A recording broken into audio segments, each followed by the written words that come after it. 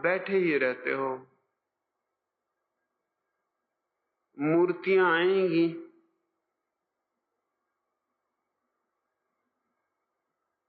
मत रस लेना उनमें,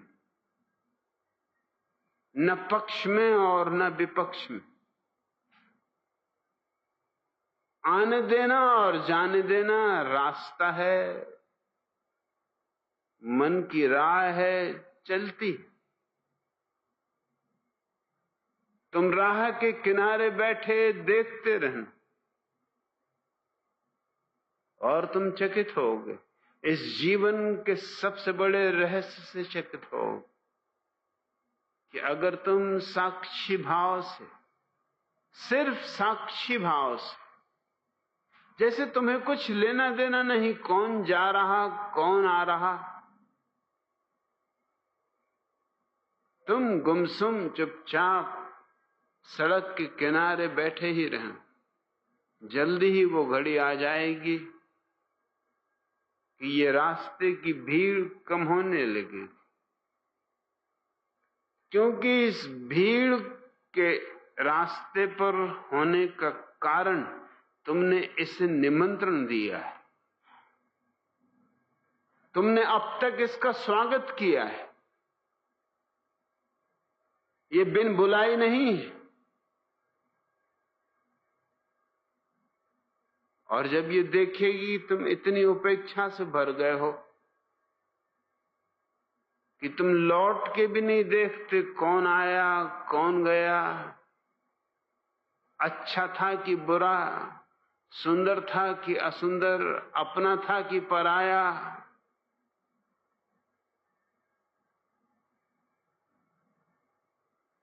ये भीड़ धीरे धीरे विदा होने लगी। ध्यान की प्रक्रिया बड़ी सरल है, थोड़ी सी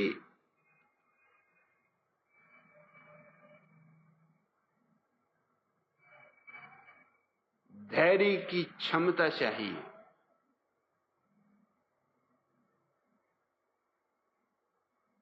और खोने को क्या है? अगर कुछ ना भी मिला तो घंटे भर आराम ही हो लेगा। लेकिन मैं जानता हूं अपने अनुभव से और उन हजारों लोगों के अनुभव से जिनको मैंने इस प्रक्रिया से गुजारा है, एक दिन वो घड़ी आ जाती, वो महाघड़ी आ जाती कि मन का रास्ता खाली हो जाता, धूल भी नहीं उड़ती, जानने को कुछ भी शेष नहीं रह जाता। और जब जानने को कुछ भी शेष नहीं रह जाता, तब सिर्फ जानने वाला शेष रह जाता। और उस जानने वाले को अब कोई उपाय नहीं है किसी और को जानने का सिवाय अपने को जानने के। जानना उसका स्वभाव है। अगर तुम कुछ खिलौना उसे हाथ में दे देते हो, कोई गुनगुना हाथ में दे देते हो, वो उसी को जानता रहता। अब आज कुछ भी नहीं, आज वो अपने को ही जानता है। और एक बार भी किसी ने अपना स्वाद ले लिया तो उसने अमृत का स्वाद ले ली। फिर न कोई अंधेरा है, फिर न कोई अचेतना है। और वो एक घड़ी धीरे धीरे तुम्हारे 24 घड़ियों पे फैल जाएगी। रहोगे फिर भी तुम बाजार में, रहोगे फिर भी तुम घर में, वही होगी पत्नी, वही होंगे बच्चे, लेकिन तुम वही नहीं हो।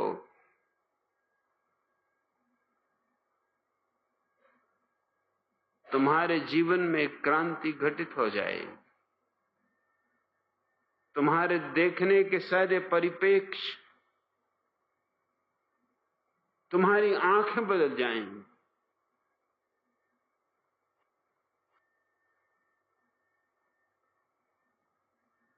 एक शांति, और ऐसी शांति जिसकी कोई गहराई कभी नाप नहीं सका, और एक प्रकाश, और एक ऐसा प्रकाश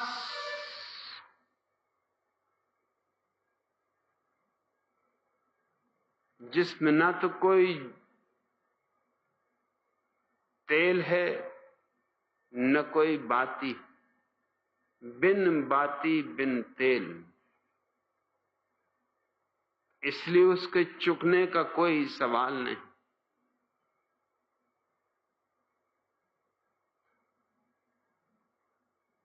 इस अनुभूति के बिना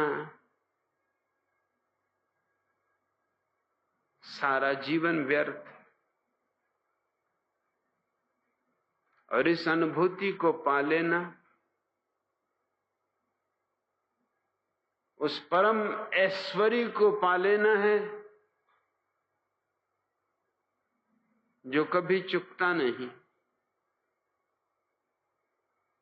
फिर तुम दोनों हाथ उलीच सकते हो, लेकिन उसे खाली नहीं कर सकते।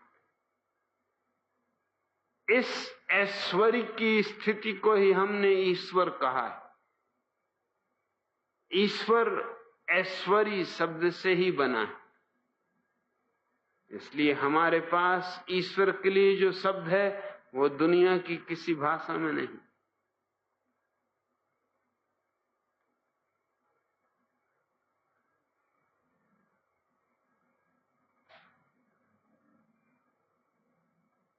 तुम्हें याद रहे इसलिए दोहरा दूं, पहली बात जिसे तुम समझदारी समझते हो बुद्धि की, वो बुद्धि की भी समझदारी नहीं।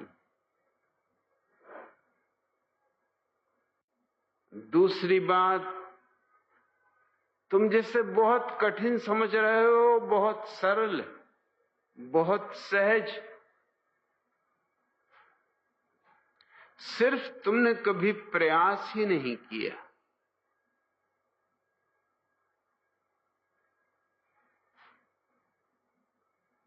तुम्हारी सारी शिक्षा, दीक्षा,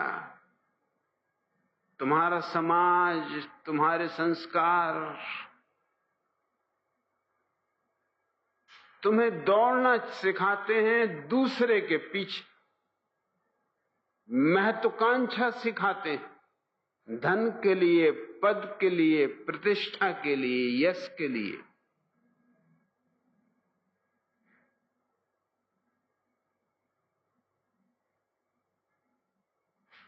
दुर्भाग्य है हमारा कि अब तक हम एक ऐसा समाज भी पैदा न कर सके जो तुम्हें कुछ सिखाता हो राज की वे बातें कि कैसे तुम अपने को पहचान लोगे, और उससे बड़ी कोई प्रतिष्ठा नहीं, और उससे बड़ी कोई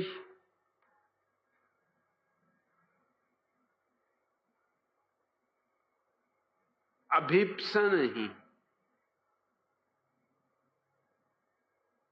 एक बहुत अनूठी दुनिया है, यहां बादशाह से भरे हुए लोग भिखमंगे बने हुए घूम रहे,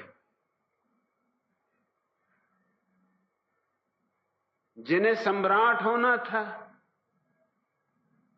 वो हाथ में भिखारी के पात्र लिए हुए घूम रहे।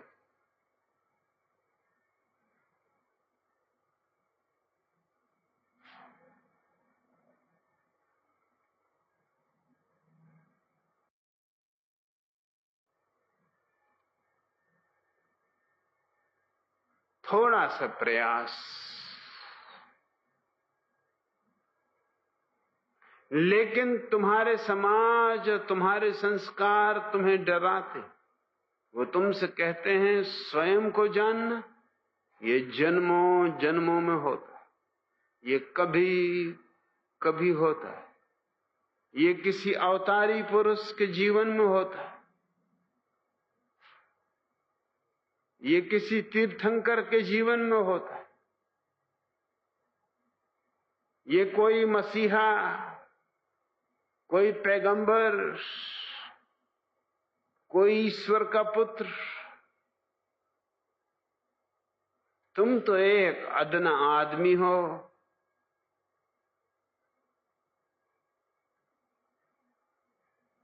तुम इस झंझट में मत पड़ जाना,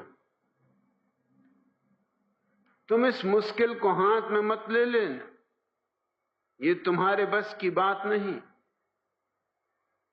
मैं तुमसे कहता हूं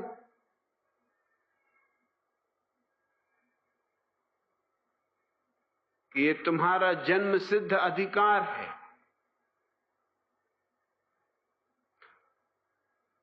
और इसके लिए तीर्थंकर होना जरूरी नहीं है। हां, ये घटना घट जाए तो तुम तीर्थंकर हो जाओगे, इसके लिए कोई मसीहा होना जरूरी नहीं। हां, ये घटना घट जाए तो तुम मसीहा हो जाओ। मसीहा होना पहली जरूरत नहीं है, अंतिम परिणाम।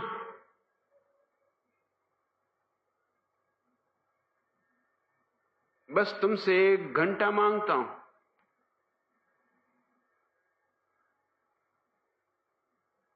और 24 घंटे में तुम 1 घंटा न दे सको,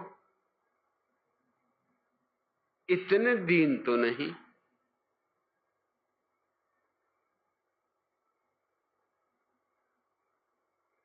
इतना दीन तो कोई भी नहीं।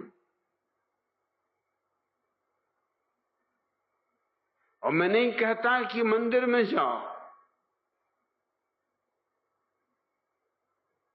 और मैं नहीं कहता कि मस्जिद की फिक्र करो,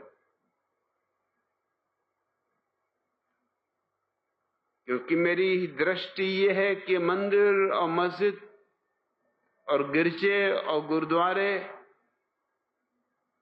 घातक सिद्ध हुए।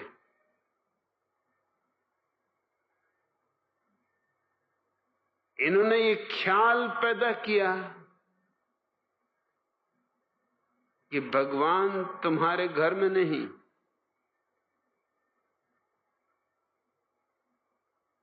मैं तुमसे कहता हूं तुम जहां हो वहां भगवान।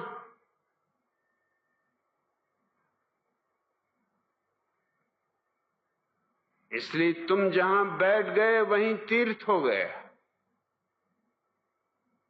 बस जरा मौन बैठ जाओ, शांत बैठ जाओ। थोड़ी देर अबेर लगे तो घबराना मत। और लोग इतने अधैर्य से भरे हैं, एक साधारण सी शिक्षा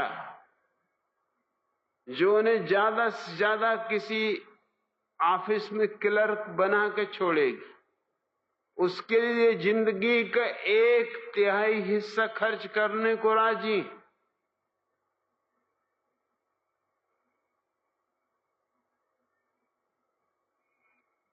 और 25 वर्ष यूनिवर्सिटी, स्कूल, कॉलेजों के चक्कर काटने के बाद फिर दफ्तरों के चक्कर काटेंगे, और तो भी नहीं सोचते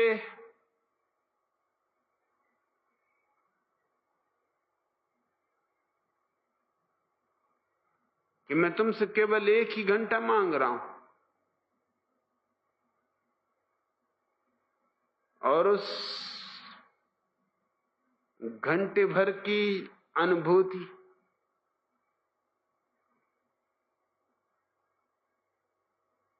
तुम्हें वहां पहुंचा देगी, उस अमृत अनुभव में, उस शाश्वत में,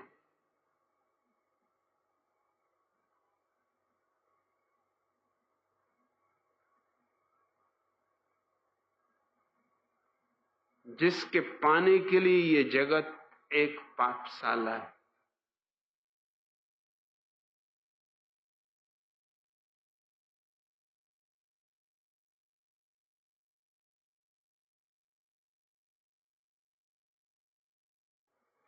आपने ईश्वर तक पहुंचने के 2 मार्ग प्रेम और ध्यान बताए हैं। मेरी स्थिति ऐसी है कि प्रेम भाव मेरे हृदय में उमड़ता नहीं।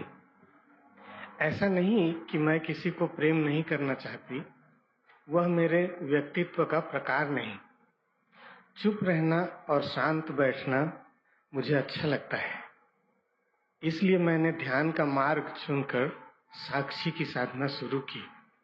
अब कठिनाई यह है कि जैसे ही मैं सजग होकर देख रही हूँ कि मैं विचारों को देख रही हूँ, तो विचार रुक जाते हैं और क्षणिक आनंद का अनुभव होता है।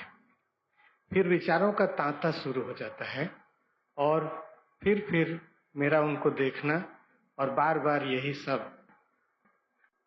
मेरी स्थिति में प्रगति दिखाई नहीं देती। क्या कहीं कोई भूल हो रही है अथवा मेरा ध्यान के मार्ग का चुनाव गलत है? कृपा करके मुझे मेरा मार्ग बताएं ताकि और समय व्यर्थ न खो जाए और आपको चूक न जाऊं।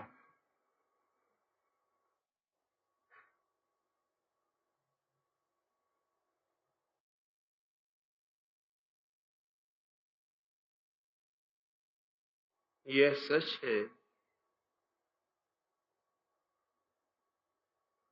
कि उस परम सत्य को पाने के लिए प्रेम और ध्यान 2 मार्ग, लेकिन इसका यह अर्थ नहीं है कि ध्यानी को प्रेम शून्य होना पड़ेगा।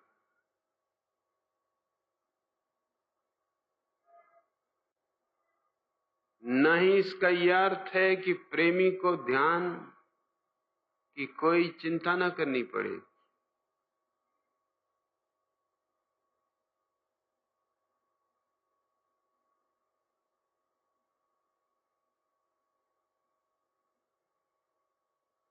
ये थोड़ा सा दुरूह मालूम पड़ेगा,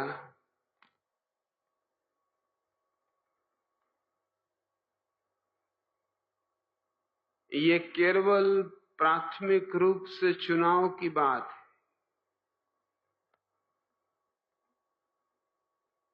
अगर तुमने प्रेम को अपना मार्ग चुना है तो ध्यान छाया की तरह तुम्हारे साथ आएगा।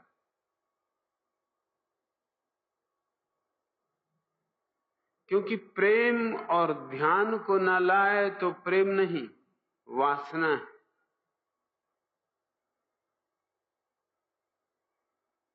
प्रेम में और वासना में भेद ही क्या है?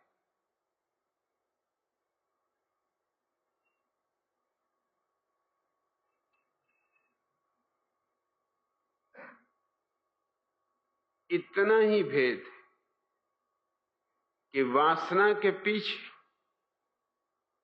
ध्यान की कोई छाया नहीं होती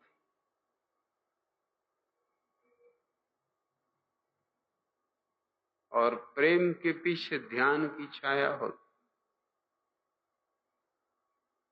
और अगर तुमने ध्यान का मार्ग चुना है तो इसका यह अर्थ नहीं है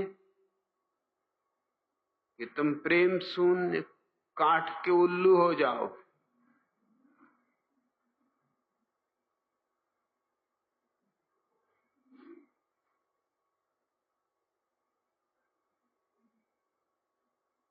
ध्यान तुम्हारी साधना होगी, लेकिन तुम्हारे जीवन में प्रेम के फूल खिलने शुरू हो जाएंगे।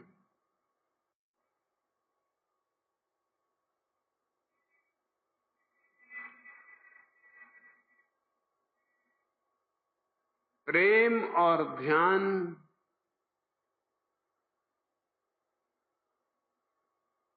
सिर्फ तुम्हारे रुझान की बात है, अन्यथा वे ऐसे ही हैं जैसे किसी पंछी के 2 पंख।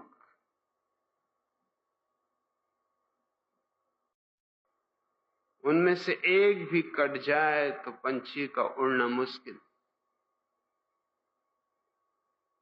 वे ऐसे ही हैं जैसे तुम्हारे पैर, वे ऐसे ही हैं जैसे कोई नाव को दो पतवारों को लेके चला था। एक पतवार छूट जाए तो नाव एक ही जगह चक्कर मारती रहेगी।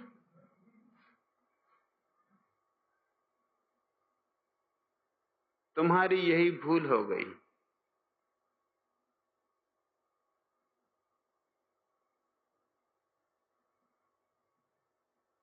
तुमने प्रेम का अर्थ नहीं समझा। तुमने प्रेम का वही अर्थ समझा जो कि बंबई में समझा जा सकता है।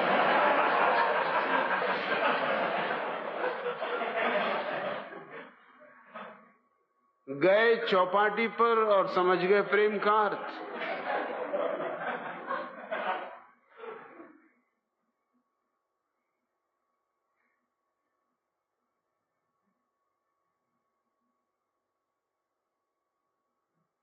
प्रेम एक सद्भाव है इस सारे अस्तित्व के प्रति। प्रेम एक करुणा है।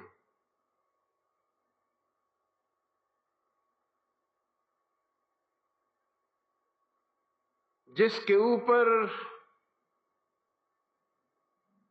कोई पता नहीं।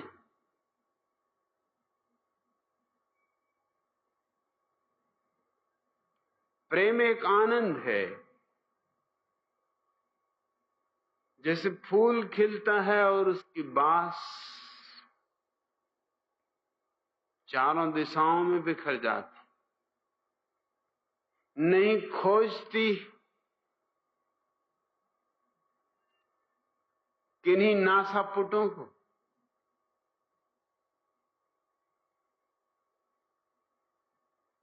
मैंने सुना है चीन में एक बौद्ध भिक्षुणी थी। बुद्ध से उसका बड़ा प्रेम था,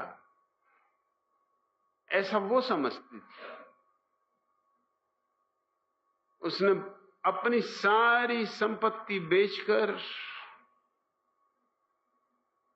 बुद्ध की एक स्वर्ण प्रतिमा बना ली।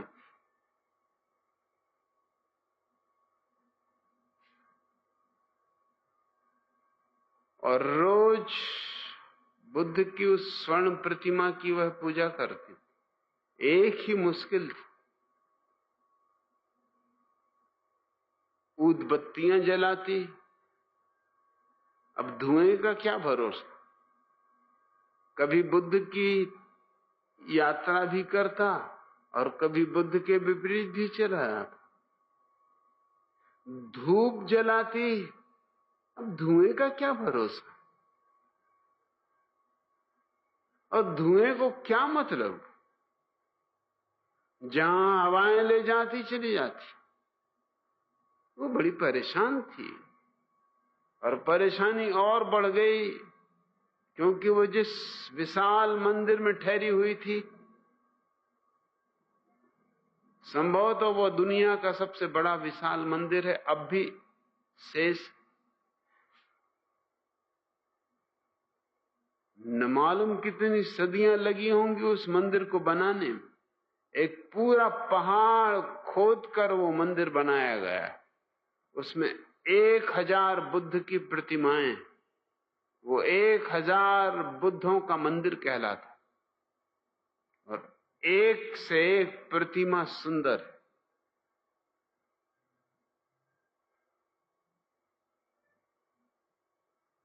इस भिक्षुण की मुसीबत ये थी कि ये अपने बुद्ध को धूप देती, ऊदबत्ती जलाती, फूल चढ़ाती और दूसरे बुद्ध बेईमान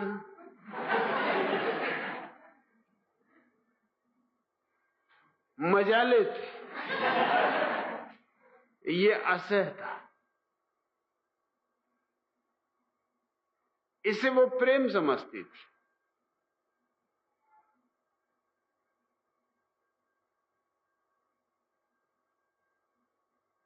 बहुत सोचा क्या करे, तब उसने एक बांस की पोंगरी बना ली और जब धूप को जलाती तो बांस की पोंगरी से उसके धुएं को अपनी बुद्ध के नाक तक ले जाती। अब गरीब बुद्ध